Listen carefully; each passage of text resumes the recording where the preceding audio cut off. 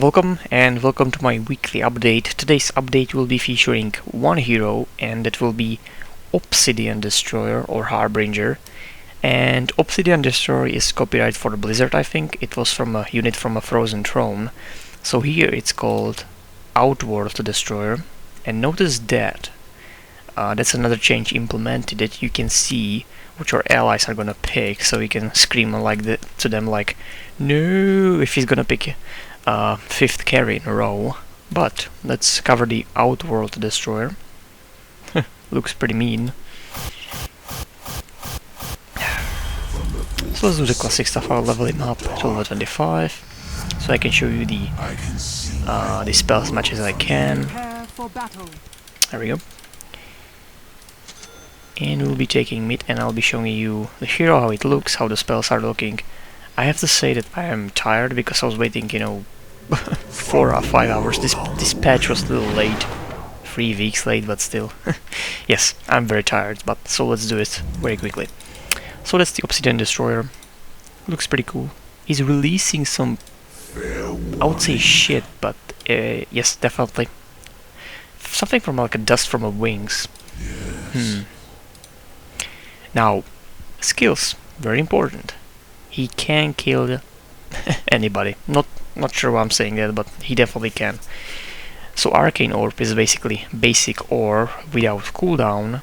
100 mana on one orb, so it's not really worthy from beginning to just cast it, but in the end, because of this skill, which is Essence Aura, there's a 40% chance on the maximum level that you can restore 300 mana. Here is base mana 300 and radius 1000, so it counts for every single hero on your team, so they can restore their mana, which if they are casting spells, which is extremely effective.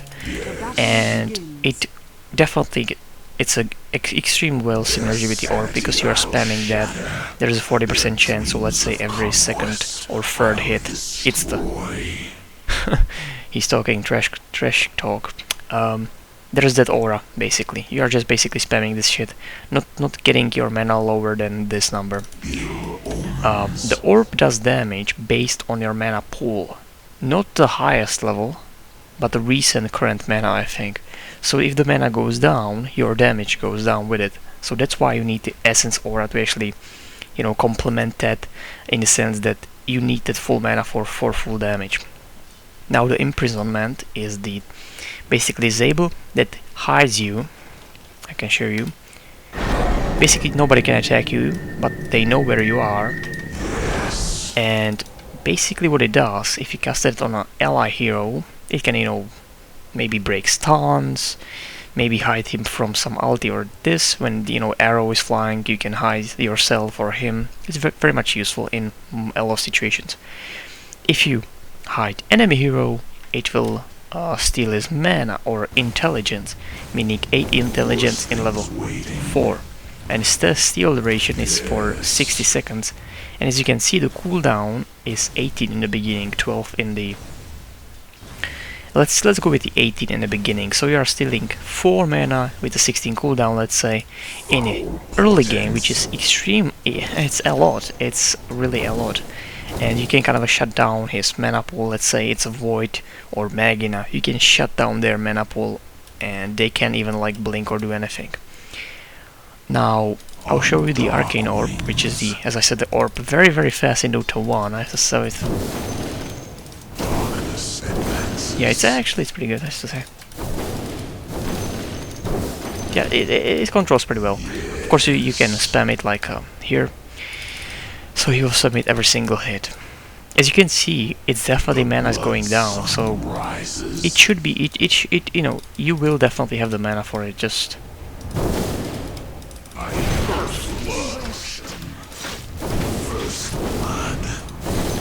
as you can see, my mana is going down and up and down because of the passive. See, that was the passive. Now I have full mana without any problem. Now the ulti, that's a little complicated or a little different than the usual skills. We know what these skills are doing. It's pretty easy and simple. Now the ulti deals damage to enemy heroes in the area of effect based on the difference between Harbingers, hymns, and the affected hero's intelligence, which means you can use it against agility, like Magina, let's say, Void, Ricky, these guys, or strange heroes. If the hero takes less than the damage threshold, that hero loses 75% of its current mana. And of course there is a saying that you can upgrade it with the Aghanim Scepter. Now the radius is 575 here, very big radius, and difference damage multiplier by 10. You know, you just need to, basically you don't need these little things, you just need to use it and you will see, you know, it will still do the damage. You don't need to check their mana, so you basically cast it when there's a big action, and that's it about it, you know. There's nothing else to this spell. And damage threshold is 500. So it's below, if it's below that, yeah, below that 500 it will, he will lose every mana of his. Now we can actually use it on this girl here. It was the effect in instant kill because I'm level 25. But don't be surprised if it actually instantly kills you. Don't be surprised. So that was Obsidian Destroyer. As I'm saying, I am a little tired. So this was the whole preview that I will be doing right now.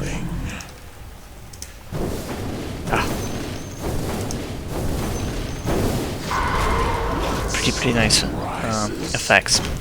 So one more thing, as you can see, these borders are different, and the day and night time is different. Basically, the whole layout of Dota right now is a little different. As you can see, there's an update. There's a feedback forum, which I didn't want to press right now. Fuck me.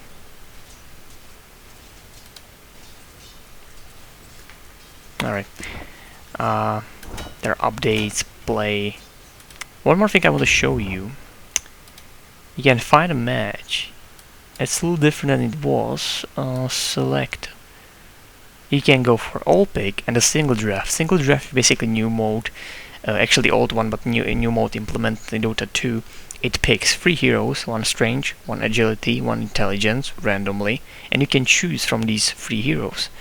So it's actually pretty nice mode. If you know, most of the times you like what I'm supposed to pick, and if you got the the intelligence, strange, and agility, you can kind of if somebody picks intelligence or somebody picks agility, you got still strange, or you can kind of get.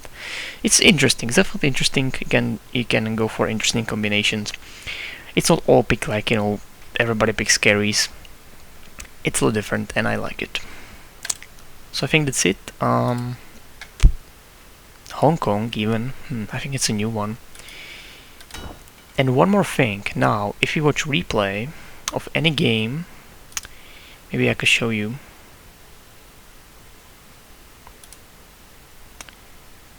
Finding replay. Let's see if he actually finds it. This will be a little longer update, but definitely it's a lot of new things. He's not gonna find replay. But what you can do in replay is basically you can fast forward it and go to any point of the replay that you want, any minute that you want. So that's definitely what we wanted. Not waiting. If I want to record some good action, I don't need to wait like 30 minutes or speed it up like for 5 minutes to get to that point. I can fast forward it, meaning, or get to that point with mouse click. I think that was it. This was a preview. Again, as always, expect maybe 1 or 2 games. I want to actually play 2 games with the Obsidian Destroyer because he is really, really good. And with the right hands, you can very much destroy the whole team. Hopefully that will happen with my game. So thanks for watching, and stay tuned for those real games. Okay, I almost forgot. There are more things to show you. As I said, I'm very much tired, but I want to show you a few more things. There's a repick function.